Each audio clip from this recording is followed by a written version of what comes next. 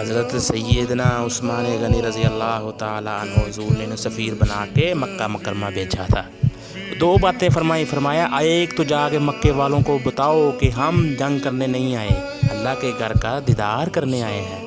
دوسرا انہیں یہ بتاؤ کہ ان لوگوں کو جو ایک زمانے سے مکہ مکرمہ میں کفار مکہ کے ظلم سہ رہے ہیں، ان کو یہ خبر دے دو کہ تمہاری مشکلات کے دن تھوڑے رہ گئے ہیں، اب بڑی جلدی اللہ تبارک و تعالیٰ دین اسلام کو فتح عطا فرمائے گا۔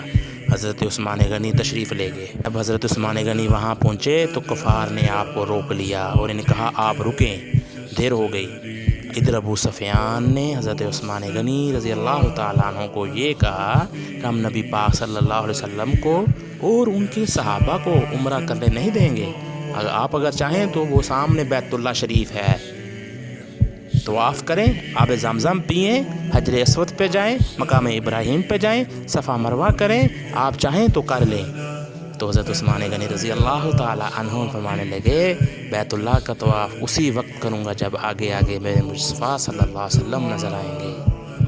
ادھر ایک شخص نے حضور کی بارگاہ میں بھی کہا، اب عرض کی یا رسول اللہ صلی اللہ علیہ وآلہ وسلم، عثمان غنی تو طواف کر رہے ہوں گے، صفا مروہ میں ہوں گے، بڑی موج میں ہوں گے، آب زمزم کھول کے پی رہے ہوں گے۔ حضور نے سامنے والے چہرہ کو غور سے دیکھا، فرمایا عثمان کو تم زیادہ جانتے ہو کہ میں زیادہ جانتا ہوں؟